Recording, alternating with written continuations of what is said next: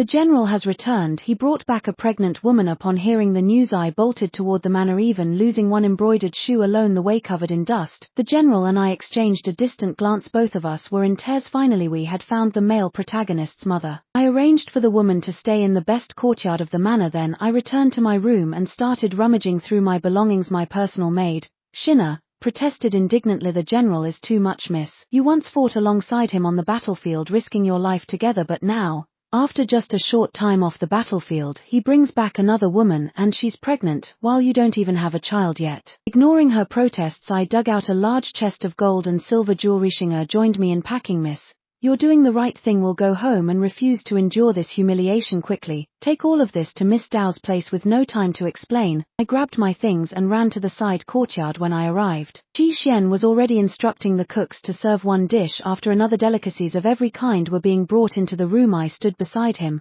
gritting my teeth. You work fast. Qi Xian gave me a fake smile while eyeing the treasure in my hands. Yuri not slow either. Both Qi Xian and I are transmigrators in the real world. We were childhood friends and lifelong rivals, constantly bickering for over a decade, even attending the same university, until one summer, during our sophomore year, our bus flipped over on the way home and we found ourselves transported into a book. Qi Xian became a well-known general of the Dayu dynasty, and I was the legitimate daughter of the Minister of Rights disguised as a man to follow him into battle. The strange thing was, this book felt familiar, but our roles didn't match the story I remembered. It wasn't until a month later that we realized we were in the prequel. The main male protagonist wouldn't even be born for another 2 years. Qi Xian and I avoided breaking ties because of our shared fear of death, so we swiftly requested an imperial decree for marriage to avoid being paired with others and creating unnecessary complications. This wasn't enough. We exchanged our battle merits for 2 death immunity tokens. Claiming poor health from years of war, we retired to the general's manor to lay low for a year. The paranoid emperor refused to let Qi Xian resign from his post, probably wary of his influence over the army. But with the court in turmoil these past few years, we felt certain that with the emperor's suspicious nature, trouble was inevitable. The immunity tokens wouldn't be enough. We needed to find the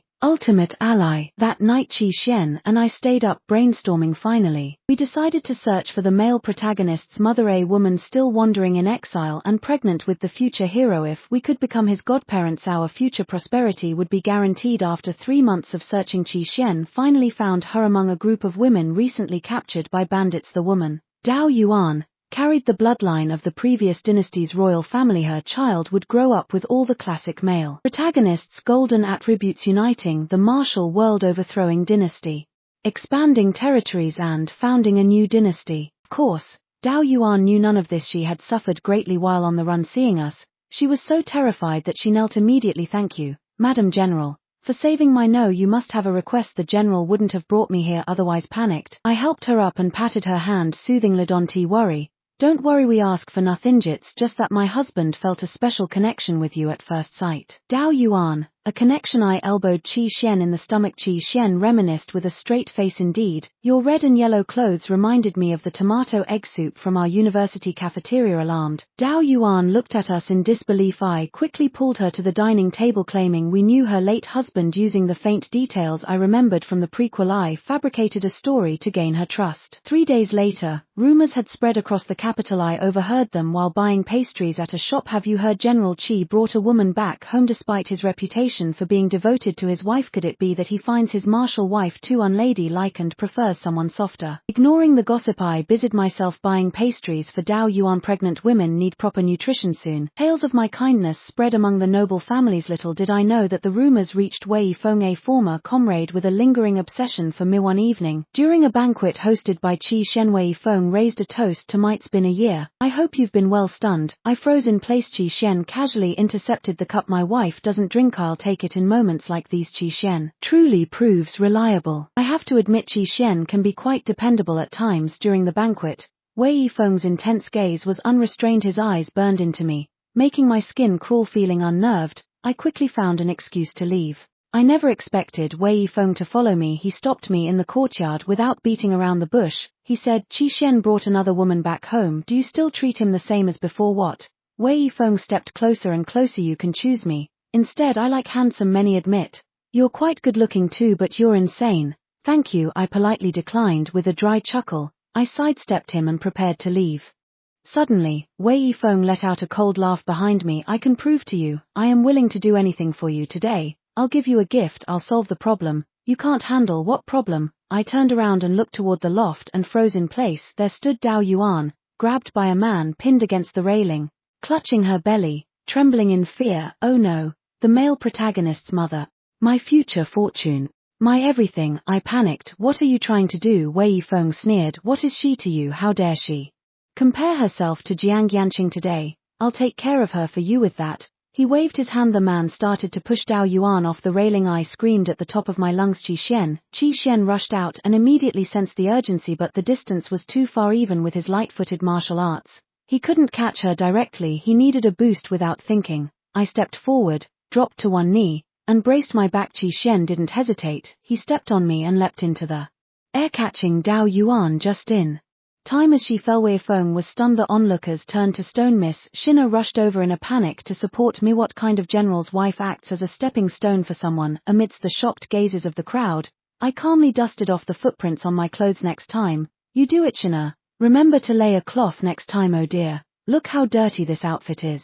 On the other side, Qi Xian landed gracefully. With Dao Yuan in his arms, he handed her to me, then leapt again to capture the assailant on the loft. But before he could reach the man, a flying dagger zipped past his ear and pierced the attacker's heart. I immediately turned to glare at Wei Yifeng. He innocently looked back at me, clapping his hands. That scoundrel dared to attempt murder in broad daylight. I feared he might harm General Qi, so I took decisive action. Madam, you're welcome. I bit my tongue. Thank you. A whole year apart, and Wei Yifeng was still true to his name. Crazy as ever back in the army, he had always treated me differently. Once, I discovered he had secretly kept one of my handkerchiefs. Late at night, he would press it against his face and breathe heavily. That incident scared me so much that I avoided him like the plague. After returning to the capital, I quickly married Qi Xian, in name only. On our wedding day, Wei Yifeng followed my bridal sedan on horseback the entire way, his hand turned white, gripping the coach's handle, muttering repeatedly, "So close, just a little more." I later found out that as soon as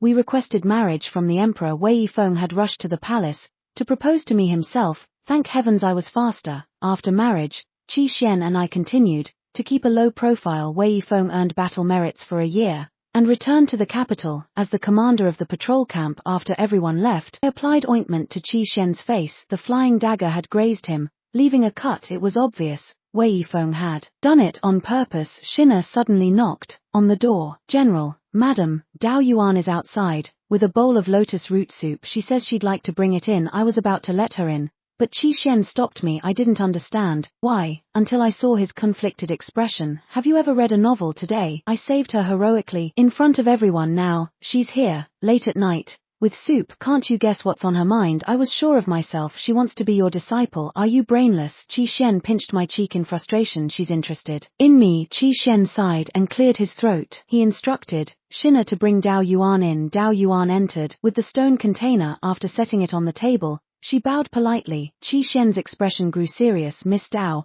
I'll be frank, saving you was merely out of respect for your late husband. Now that is missing, I've taken responsibility for your care, but your affection is something I cannot accept." Dao Yuan froze for a few seconds. Suddenly she bent over and started dry heaving. Frightened, I quickly stood up to pat his back. "What's going on? Morning sickness this severe?" "It's not morning sickness." Dao Yuan was disgusted by the general. Qi Xian let out an awkward laugh. "Just joking." He immediately changed the subject, reaching for the lotus root soup. "This soup looks good." But Dao Yuan was faster, pouring out a small bowl for Qi Xian and handing me the rest of the pot. "Madam, your noble sacrifice today will always be remembered. When my child is born, I'll make sure they know of your kindness." Tears welled up in my eyes. I almost wanted to kneel in gratitude before Dao Yuan. Who would have thought? Ha ha ha ha, the chosen one is me. I glanced at Qi Xian's dark expression, unable to hold back. I laughed out loud, gripping Dao Yuan's hand. I said sincerely, "With your words, I am truly relieved." Dao Yuan frowned slightly. "My status is uncertain and will only bring you trouble. Please, let me stay in the manor as a servant. You can say I was purchased as a maid." "How can that be? You're pregnant." I thought for a moment,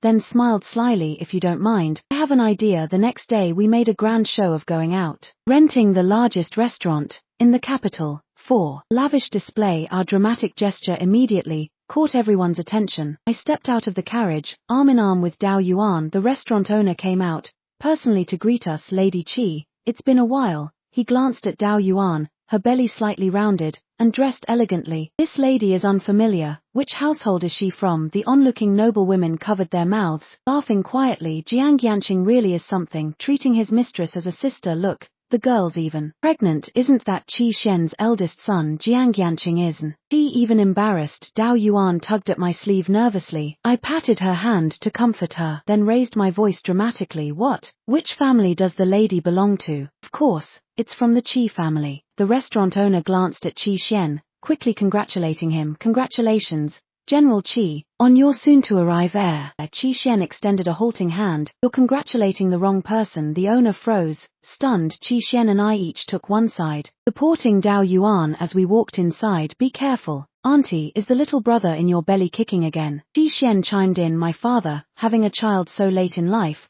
must take care of himself. The owner, still confused, quickly called for dishes to be served. Within 3 days, rumors spread throughout the capital. General Qi's father had taken a new wife in the borderlands and sent her to the arrest during her pregnancy. That evening, Qi Shen squatted by the corridor reading a letter delivered from the borderlands by urgent courier. He seemed lost in thought. I crouched down beside him. What does your father say? He says there's a box of gold buried under our pear tree. I gasped. Qi Shen wiped his face with one hand. He wants me to dig it up to buy him a better coffin. I was speechless. Patting his back, I said encouragingly, stay strong. Once the miraculous male protagonist is born, we'll have made it through. If you're feeling bitter, just let it out. Qi Shen, I want to hit you. I went to check on Dao Yuan, making sure she was covered for the night. Finally, after so much anticipation, the time of her delivery was near. We carefully tended to her, sparing no effort, but unexpectedly, after overeating in the morning, Dao Yuan began experiencing severe abdominal pain. In the afternoon, the physician examined him. The furrowed brow. This is poison from overeating. What poison? The physician clarified. Overeat poison. Overeating leads to toxin buildup in the body. Qi Shen, expressionless,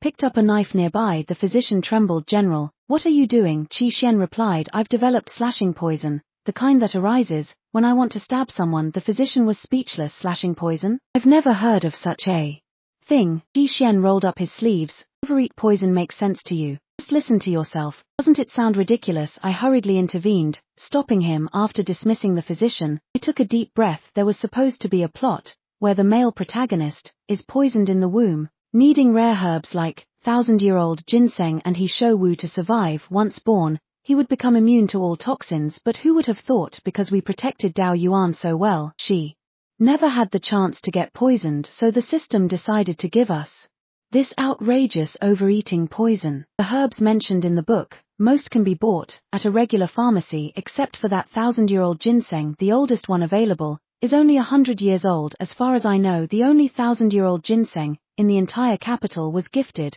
by the emperor to Wei Yifeng a few months ago. Oh no, we're doomed. Qi Shen and I sat in the courtyard, sighing LON and short sighs. After a while, I spoke up. What if I seduce him? Absolutely not, Qi Shen blurted out instantly. I glanced at him, and he awkwardly looked away. Even if we don't curry favor with him, our family can hold out for a few more years. There's no need for you to do such a thing. This morning, didn't several officials in court impeach you, claiming you're just loafing around? They're already eyeing you as a target. Do you really think we can last for years? Besides, this child is the male protagonist. If he doesn't survive, will this world even continue to exist? Qi Shen didn't respond. After a while, his eyes lit up mischievously as he looked at me. Remember sophomore year, when we stole our phones back from the office? How could I forget? Back then, the school was cracking down on students bringing phones. Both Qi Shen and I got caught, but that day was New Year's Eve, and we had plans with friends to sneak out, so I pretended to faint in the classroom, drawing all the teachers to me,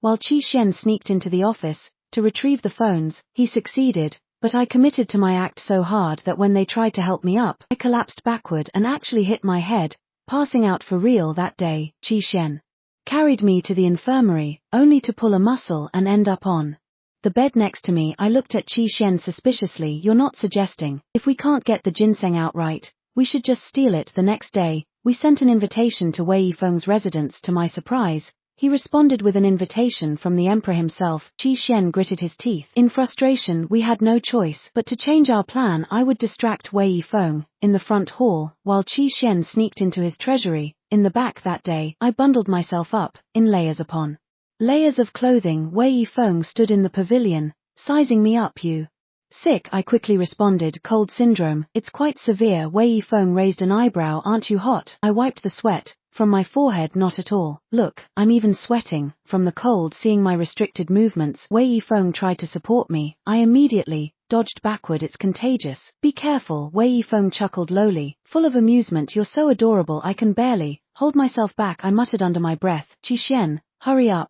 I can't take this anymore. After 2 cups of tea, I couldn't endure Wei Yifeng's gaze any longer. Excusing myself, I escaped to the backyard and bumped into Qi Xian, who was perched on a beam. He frowned deeply. I've searched everywhere. It's not here. I suspect the ginseng is in Wei Yifeng's bedroom, but the door is locked, and the key is likely on him. How do we get the key without him returning to the room immediately? It's a problem. I thought for a moment, and then asked Qi Xian, did you bring it? Qi Xian handed me a pouch of powder. I've sprinkled it evenly on a handkerchief. I frowned. You underestimate Wei Yifeng with his vigilance. If you act too suspiciously, he'll definitely catch on. Qi Xian snorted. And you underestimate me. I tucked the drugged handkerchief into my sleeve and returned to the pavilion. Seeing Wei Yifeng, I heaved several exaggerated sighs of distress. Lord Wei, I know the memorials in court accusing Qi Xian were orchestrated by you. I beg you, please show mercy. Wei Yifeng smirked. I knew you came to my residence to plead for Qi Xian. If you want me to stop troubling him, that can be arranged. He stood up and circled behind me. He leaned down and whispered in my ear, do you know what I want most? I staggered back to avoid him, glaring angrily. Please mind your manners. Forget it. Go ahead and impeach him, if you want. I flung my sleeve dramatically and left the pavilion in large strides. Unbeknownst to me, my personal handkerchief had fallen to the ground out of the corner of my eye. I saw Wei Yifeng pick it up. After sniffing it twice, he buried his face in it greedily and kissed it, then collapsed unconscious on the spot, hiding in the shadows. Qi Xian was utterly stunned. I returned, kicked Wei Yifeng, and smugly said, you just don't understand perverts. Qi Xian's expression turned complicated. You're right. I really don't understand you. Back in Wei Yifeng's room, Qi Xian found the 1,000-year-old ginseng. We took it back to Dao Yuan after using it in the medicine. Dao Yuan immediately recovered. 3 days later, Qi Xian and I waited anxiously outside the birthing room. Suddenly, the weather changed dramatically. Hundreds of magpies circled above the general's manor as a loud baby's cry rang out. The previously overcast sky broke open with radiant beams of light. The brilliance nearly blinded us. Qi Xian exclaimed, holy cow! This is amazing. Truly a male protagonist. Even his birth is extraordinary. He rubbed his hands together gleefully. Godson, your godfather is here. I shoved him aside. Godmother first. Let me hold him. As we fought over who would hold the baby, Wei Yifeng burst through the gates of the general's manor with a sword. His eyes were red with rage as he stormed toward Qi Xian. You went into my room. None of the guards dared to intervene. Qi Xian, holding the baby, frowned. What nonsense are you spouting? Wei Yifeng yelled. You took something of mine. Qi Xian, unfazed, replied, yeah, I took the ginseng. So what? Wei Yifeng roared. Not that. Qi Xian blinked in confusion. Then what? Judging by Wei Yifeng's reaction, whatever it was must be even more valuable than the ginseng. I shot Qi Xian a suspicious look, but he avoided my gaze. This sneaky dog. He must have taken something priceless. Before I could process it, Wei Yifeng charged at Qi Xian with his sword. My eyes widened in panic. My godson! Qi Xian quickly stepped back with the baby, but it wasn't enough. Just as the sword was about to strike the child, a loud clang echoed. The blade snapped clean in two. Wei Yifeng froze in disbelief. He then drew a poisoned needle from his waist and threw it at Qi Xian. Suddenly, several birds swooped down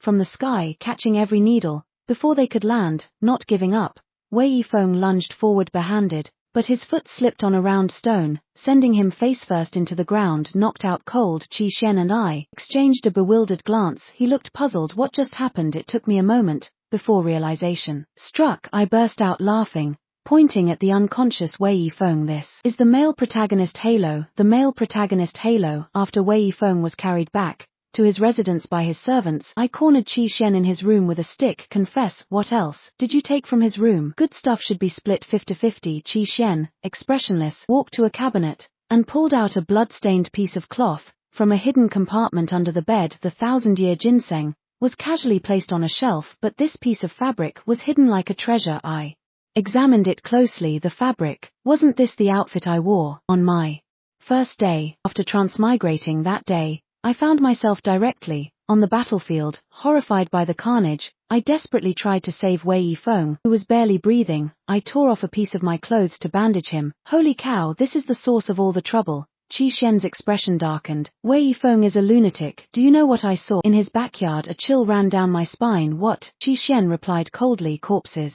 His dungeon is filled with bodies of young women. They all share one common trait. Qi Xian looked directly at me. They bear a resemblance to you. At that moment, only one thought crossed my mind. Male protagonist, please grow up quickly. Your godmother is cowardly and values her life. She desperately needs your protection. Thus began our long journey of raising the child. I quickly forgot about Wei Yifeng because Xiao Tian's male protagonist halo was incredibly useful. Yes, Xiao Tian, Eloan Qingtian, the male protagonist of this book. He was so cool. So male protagonist, like how useful was his halo. I once took him to a casino. Every round, we won effortlessly. Qi Xian took Xiao Tian to wander at the bottom of cliffs. Every time, they'd find martial arts manuals. Shina took him to the mountains to play. 8 or 9 times out of 10, they'd stumble upon rare medicinal herbs. It was as if we had found a bug in this world. Life became hilariously enjoyable by the time Xiao Tian could speak. Dao Yuan somehow heard news of her husband. She decided to take Xiao Tian and go find him. That day inevitably arrived the first heart-wrenching moment of the story. On her journey to find her husband, Dao Yuan would die protecting Xiao Tian. Xiao Tian would then be taken in by his father and rise to become a regional lord. The night before Dao Yuan's departure, Qi Xian and I sat in the room for a long time, without saying a word, until we overheard Shina whispering with another maid outside. Why haven't the lights gone out so late tonight? The general ate deer antler tonight, didn't he? Must be different now. Damn it, I've corrupted Shina. Embarrassed, I rubbed my nose, finally breaking the silence. I asked, what should we say? Qi Xian muttered, you're asking me? Haven't you already started packing? Unwilling to back down, I retorted, then why are you counting money if you're not planning to come along? Qi Xian said reluctantly, I just think we've been hiding for so long. A little trip outside wouldn't hurt. The grass is green, the birds are singing. It might be nice to enjoy the scenery, I quickly chimed in, and if we save Sister Dao, our favor with Xiao Tian will be as vast as the heavens. We could spend the rest of our lives being lazy and clinging to his leg. We both found excuses to justify our decisions, but deep down, we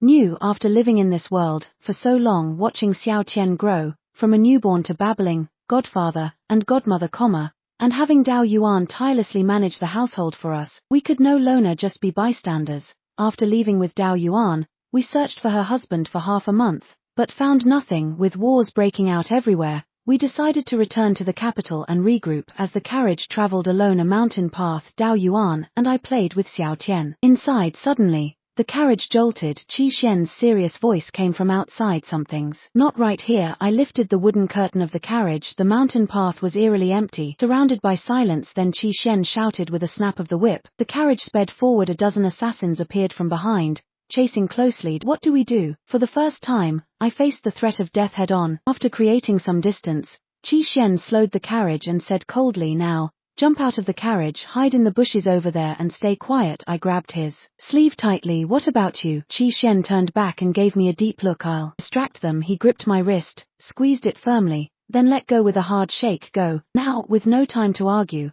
I jumped out with Xiao Tian and Dao Yuan. The world spun as we rolled into the thick grass by the roadside, typical of the male protagonist. Despite all the commotion, Xiao Tian didn't cry watching the carriage speed away with the assassins close behind. My heart was in my throat. Dao Yuan patted my hand to comfort me. Don't worry, the general will be fine. But tears were already streaming down my face. He's just a fool who only knows basketball and video games. He's not good at anything else. Why does he think he can fight with his lousy skills? Dao Yuan couldn't understand my ramblings, so she just held my hand tightly. I don't know how much time passed before the surroundings fell completely silent. I immediately ran toward the direction the carriage had gone. In the woods, the ground was stained with blood. Corpses of assassins lay scattered everywhere. Qi Xian was slumped against a tree, eyes closed, covered in blood. I couldn't tell if it was his or someone else's. I knelt in front of him, trembling, too afraid to touch him. Tears streamed uncontrollably. Down my face I sobbed uncontrollably. What am I going to do if you die? You know I'm terrified of being alone. You've walked me home every day since we were kids. I can't do this alone. I reached for the knife in his hand, intending to join him in death, but I couldn't pull it out. He opened his eyes weakly and managed a faint smile. I'm not dead yet. I started crying even harder. He raised his hand to wipe my tears and pinched my cheek. Silly, I'm very strong. You know, he said, thanks to Xiao Tian, I've picked up so many martial arts manuals. I didn't waste any of them. I choked out a sob. You've known this day would come, haven't you? Qi Shen smiled faintly. Why else would I practice martial arts? Isn't it to protect you? He patted the ground beside him. See, you don't need to be afraid anymore. It was then I noticed a body lying next to him. I leaned closer. It was Wei Yifeng, the commander of the patrol camp, a man who could only be mobilized by the emperor himself. Despite our interference delaying it by 2 years, the emperor had learned of the last remnant of the previous dynasty's royal bloodline. He intended to eradicate it completely. Qi Shen's injuries made our journey back to the capital painfully slow, but 100 miles from the city, another wave of pursuers caught up with us. I cursed as I prepared to run, but Dao Yuan suddenly stopped me. Madam, wait. She stepped out of the carriage, locking eyes with the leader of the group. Tears streamed down her face. Husband, oh, finally, the male protagonist's father had arrived. I glanced at the heavily bandaged Qi Shen